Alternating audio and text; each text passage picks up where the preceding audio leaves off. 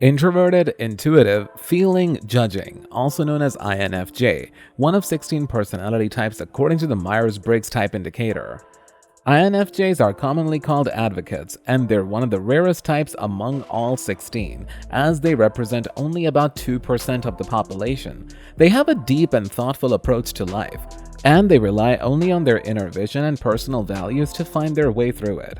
There's a lot of debate on whether INFJs are of the sigma or the alpha personality type from the socio-sexual hierarchy. Their investment in the tribe is characteristic of alpha, and their internal reflection is characteristic of sigma. If you're familiar with the socio-sexual hierarchy, then you can't seem to figure out whether you're alpha or sigma, and you feel like you're somewhere in the middle. There's a very good chance you are an INFJ. So stay tuned to know which type we think they are. Welcome to Dream Thinker, where we explore the psychology of different personality types. If you like this video, make sure to leave a like and subscribe so you can be notified whenever we release new content. The Myers-Briggs Type Indicator identifies personalities according to 4 elements: extraversion versus introversion, sensing versus intuition, thinking versus feeling, and judging versus perceiving. We'll break down every element of those for the INFJ type and reveal top 9 signs you're an advocate. Number 1. Introverted intuition. INFJs look within themselves to find what they like and dislike about the world. They internalize facts and patterns, and are more interested in what everything means to them rather than simply looking at it for what it is. They're ambitious, hardworking, and they enjoy thinking about the future and exploring different scenarios. Because INFJs are so focused on themselves and their goals rather than anyone else, they can sometimes be oblivious to how people perceive them or feel about them. You just do your own thing regardless of what the world thinks. Also, advocates have strongly defined preferences. They don't like something or someone just because everyone likes it. They look within themselves to find what they truly enjoy in life, and they're not afraid to embrace it. So they have different tastes in music, food, art, places, and pretty much everything. You probably like some underground band or a not so mainstream genre of art.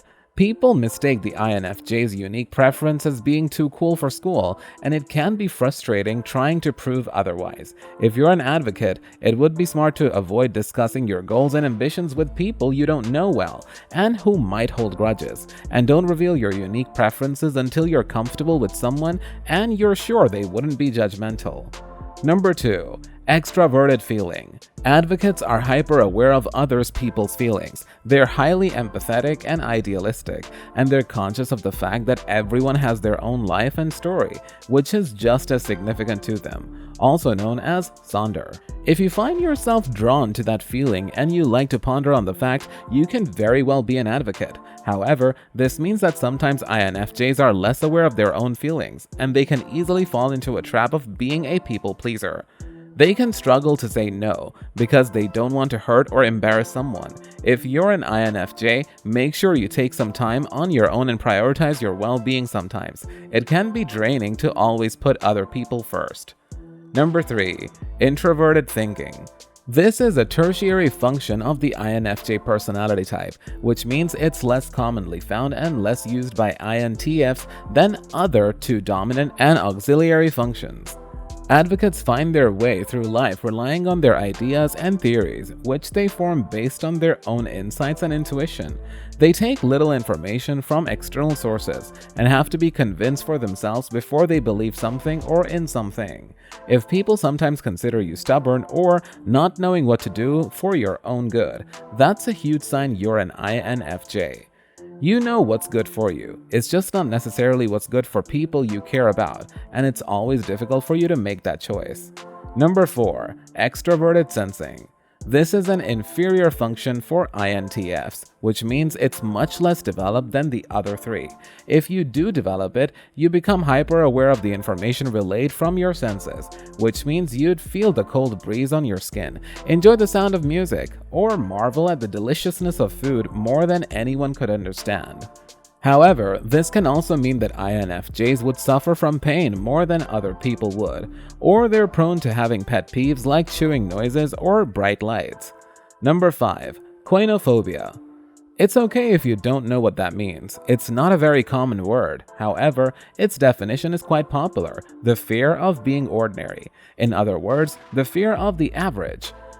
Advocates are motivated by the sense of having a greater purpose in life. Their dream is creating solutions that change people's lives. They want to have a real impact. Even though this can spur them on to achieving great things for humanity, it can sometimes backfire. If you find yourself always thinking that what you're doing is not enough and feeling like you're meant for something bigger, you're very likely of the INFJ's personality type.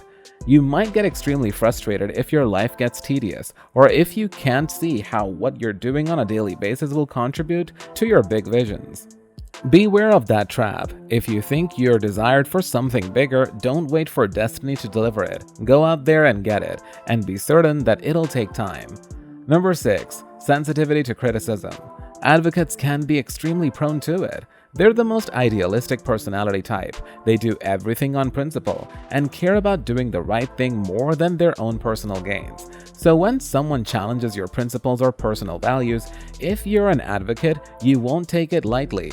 You can become exceedingly defensive in the face of criticism, especially when it's an insult to your core beliefs. This can make a lot of people avoid you, especially those who indulge in things you would consider unrighteous. And although this leaves you with fewer options when it comes to making friends, it makes sure that the relationships you build are with trustworthy and like-minded people, and more likely to last, have meaning, and be fulfilling. Number 7. Standing up for what's right. INFJs advocate for the right thing. Hence came the name advocates. They want to create a world where everyone does the right thing, and that's why concepts like equality and karma mean a great deal to them. They're not afraid to use their strengths to ensure that happens, whether it's creativity, imagination, or sensitivity. This is why INFJ is considered to be the best type to govern the people. Sometimes people forget that government is all about serving the people, not ruling them, and INFJs make sure everyone is reminded of that.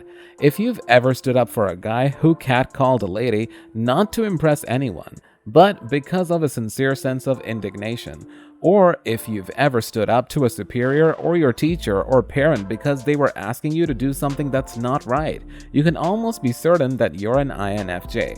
You may see helping others as your primary purpose in life, you hate injustice, and you care more about altruism than personal gain. Number 8. Deep connections. INFJs take the process of finding a life partner very seriously. They look for depth and meaning in their relationships, refusing to settle for anything less than true love. This can mean advocates can spend a long time single, looking for the right one. They don't mind, as long as they end up with someone who's perfectly compatible with their idealistic views of love and relationships. If you find yourself longing for deep connections and romantic feelings more than physical desires, that's a huge sign you're an INFJ. And it means that when you finally do find the right one, you'll probably have a happy ever after with them. Number 9. Perfectionism. Advocates are idealistic, and they can sometimes spend too much time and effort on something to make it live up to their ideals. This is great in many ways, since they wouldn't produce anything of less than stellar quality, but it can also mean that they waste too much resources when an alternative solution would be more efficient. If you're an INFJ, it would be too difficult for you to let go of the perfect scenario and make do with Plan B because Plan A is too expensive or too difficult.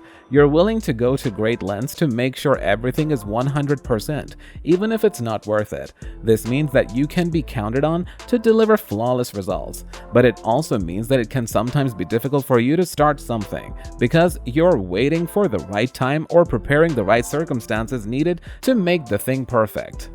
This can make advocates lose a lot of opportunities and can sometimes be perceived as procrastinators. You can sometimes find it difficult to appreciate your job, living conditions, or relationships if you're constantly focused on imperfections and wondering if you should look for something better. We believe that INFJs strike the perfect balance between alpha and sigma, being exactly 50% of each, which is why they're so rare, and no one seems to be able to categorize them in the hierarchy. Martin Luther King, Oprah Winfrey, Mohandas Gandhi, and Fyodor Dostoevsky are all of the INFJ personality types, and they've used their strong principles, visions, and passions to better the lives of millions of people and shape the planet as we know it. Thanks for watching.